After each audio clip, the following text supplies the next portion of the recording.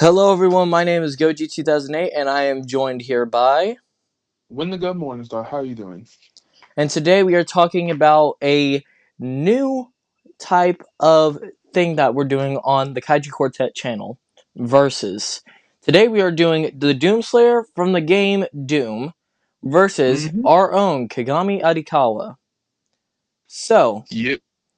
I guess we shouldn't waste any time, but first, let's talk about these characters for a little bit. They have both been through their own sheer version of hell.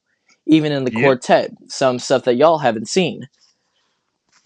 Kagami has become a gladiator just like the Doomslayer, and has become a god just like the Doomslayer. So, Mm-hmm. this should be a interesting fight and possibly even fight.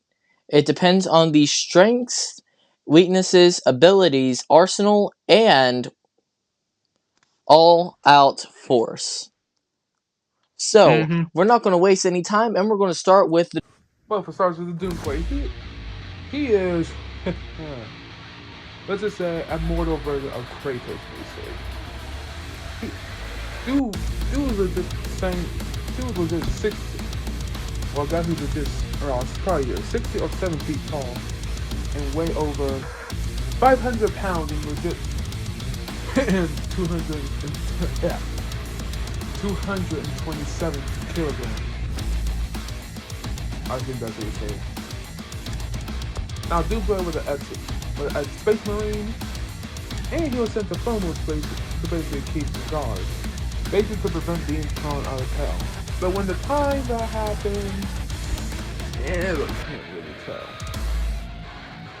But somehow, hell immediately went to the earth and killed his wife, the child, and Pat Rabbit Daisy. And that's where he became a demon slayer because he started manhandling every last one of them. He returns to lift, and straight Doomslayer is able to lift 100 tons, or probably even more. But it really depends on the gameplay though itself, because it's shown he can lift far more than that. When it comes to feats and weaponry, he carries a shotgun, switchblade, pistol, and a cannon called the BFG. And finally, the Crucible, which is also a very strong weapon. For feats in general, this thing will. Doomslayer himself was able to defeat the Con Maker and the Icon of Sin, both very powerful beings in their own right. But however, though, after he got basically buffed by Seraphim, yeah, he became a whole new level of strong. Able to clash with, able to fight against many of Hell's champions and even take down some Hell Titans too. But like I said, his most craziest feats of all is basically against both the Icon of Sin and the Con Maker. Like I said, powerful beings in their own right. But most impressively, he was able to defeat the creator of the Doomslayer universe, the creator of all demons, the devil himself. Now, with this feat alone, though, Dude is legit able to kill a natural god, which is no easy feat. Because, well, yeah.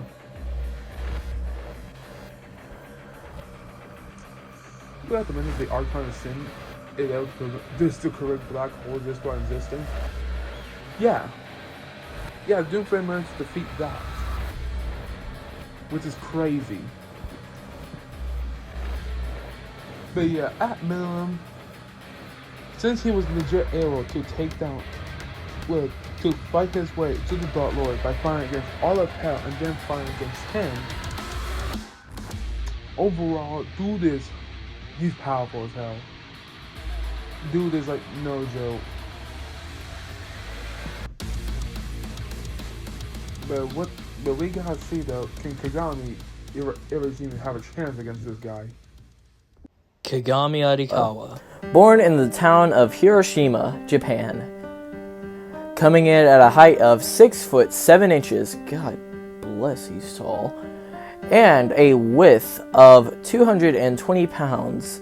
He is the second strongest character in the Kaiju Quartet. Holy shit, I made him too strong. Being able to take on threats such as Maharaga, Ryoma Sukuna, and absorb them. Even a dark version of himself known as Crimson. We have not yet put him in the quartet, but I assure you, we will. He has faced threats such as Ragnarok. He has faced Zaugus, who was the big bad of the first season of the Kaiju Quartet. And besides that, he is also, well, he's just completely jacked, to be honest. Has the ability to turn into Godzilla, and not just that, but he has also died about 5 times. Yeah, and come back. So, his abilities are the Atomic Breath, Knuckle Dusters, or Knuckle Claws, Knuckle Spikes, whatever you want to call them, Tail Whip, Superheated Atomic Breath, Thermal Pulse, Black Magic from the Grimoire, which is something from Hazbin Hotel, but we're not going to get into that, or Hell of Loss. And not just that, he has also had the ability to tap into Ryoma Sukuna's abilities and Maharaga's. So, adapting is on the table, but we're going to take that ability away from him, so that way we can make this interesting. Same thing with the Shin Godzilla version of himself that he absorbed, and we're going to take away everything besides the guillotine, besides what else he has absorbed. So he has absorbed many beings. He has eaten all 20 of Ryoma Sukuna's fingers. Yuck. He has absorbed Giratina, who is a dark being. He has absorbed a dark version of himself. And that's about where we're going to stop, besides him being able to, well, transform into Ultra Instinct. Yes, we included a whole lot of different franchises in here. So that's about where we're going to stop on that, and then we're going to pan over to Fukushu. Well, the Doomslayer, I should say. And now, since we have talked about both fighters, that being the Doomslayer and Kagami, we are going to go ahead and see who will win. Let's go ahead and get started. Will, This will be the will mhm. Kagami be able to face the Doomslayer and become the only person to defeat the Doomslayer, or The Dooms or Kagami will be the Doomslayer's next victim. I don't know. And Let's see who's going to come out on top. This is Iron versus Iron, blood versus blood. and this is the death match.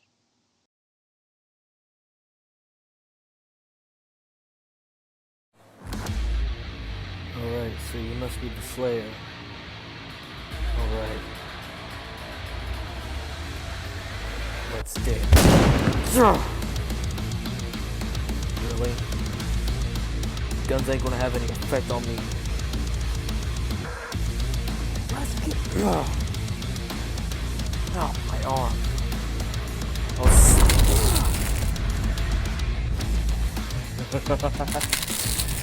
I have my secrets.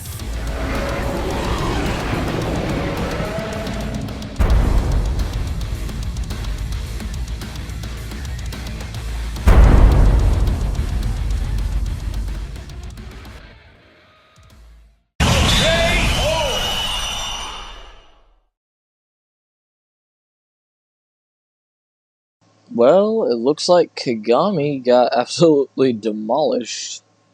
Well, that's what you expect for someone who slaughtered so many powerful entities. Sure, although Kagami has slaughtered multiple entities as well, and the fact that he has a regeneration factor, the Doomslayer bombarded him too much to the point that he had to take his time to regenerate.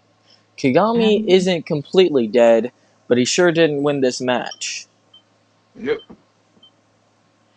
Yep. And So, let's go over which Kagami this is. Now, Kagami, if anything, played with the Doomslayer, toyed with him, and that's what led to his downfall. Kagami didn't take the match seriously, and he eventually had to regenerate slowly so that way he could regenerate everything properly. Yep, because if he does it too fast, there would be some problems for him. Yeah, his brain and organs will probably Not be be working. probably be mixed up, and it would not look good. So we don't want to have another Shin Godzilla incident. Oh, trust me, we really don't. But the main thing is, if Kagami constantly like regenerate himself, that will give Doomslayer enough time to try to basically overload his healing factor. Now here's the thing: there is one thing that the Doomslayer did not use: the Crucible. Mm-hmm. And I think this gears up for a second match against the two. Now Ain't that true? this isn't going to happen now, but it will happen in the future. And we're going to do the Doomslayer versus Death Kagami. The Kagami that became Death and cheated Death.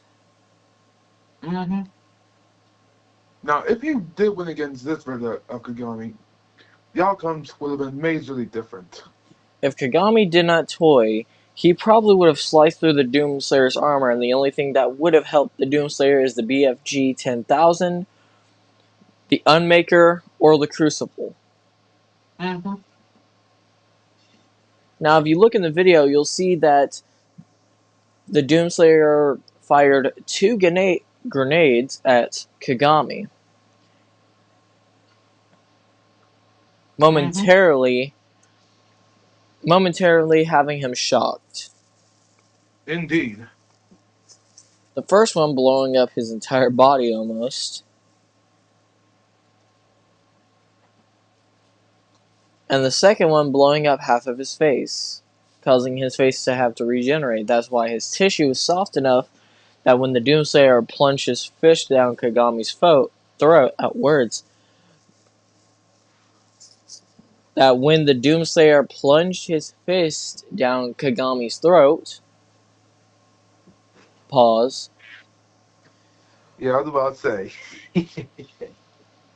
Kagami couldn't handle the fact that there were two nuclear energies and had to release it some way, so he kind of had a blow up. Mm-hmm. Which is also pretty insane, though, to think about, because if we actually went to the other version of Kagami, the Doomslayer would stand no chance against that one. Yes, that one has more abilities outside of the quartet, outside of, you know, the connected universes within the quartet. Yes, and plus though, and plus Kagami in that state would be basically around would be 10th dimensional, Yep, basically and above Kratos as well. which reminds me, Base Kagami. Base Kagami could fare a chance against Kratos. Now, I know this sounds like anarchy, but Yes, but it depends which version of Kratos we're talking. Are we talking about are we talking about the him from Greece, or are we talking about him from Norse mythology? actually both. Mm-hmm. But like I said, I know this sounds like it would be Anarchy. a stretch, but with Kagami's regeneration factor and the fact that he's able to one up a lot of people, this including a dark version of himself that destroyed an entire universe, Kagami has Mm-hmm. one thing in common with a character from Dragon Ball Z, Goku. And what would that be, sir? Now, although Kagami doesn't strive to be stronger, he will become stronger if he needs to. Ain't that true?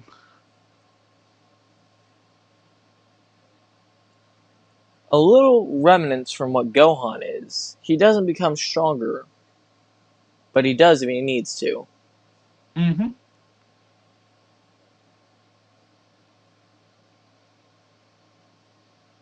But yeah, like we said, given enough time for Kagami to regenerate, or if he went against these other two variants of Kagami, the Doomslayer would stand not much of a chance. Although, since the Doomslayer has had enough time to see Kagami in action, and even lost an arm for it, I think it's safe to say that Kagami's going to have a fair run for his money in the future. Mm-hmm. But who knows? Who knows? Like you said, perhaps Kagami will have to go against the Dark Lord Mm-hmm. of Doom. But at the same time, that was less strong in comparison of the Doomslayer. Indeed. But overall, although Kagami is strong, he became the Doomslayer's victim. Ain't that true? Alright, I hope all of y'all enjoyed this video. I hope all of y'all had a good time watching it. And I hope all of y'all enjoyed the animatic. This animatic took about 2 days and was a pain in the ass because it was only 400 pictures. But, as you can see, it was a little too quick. Mm-hmm. Now, if I were to do more stop motion, this would take even more time. So, just know that if I were to make episodes like this again, but with more stop motion, it would take a lot longer to make than within about 2 to 3 weeks. I hope all of y'all had a good day, and see y'all in the next one. But adios, my boys and girls.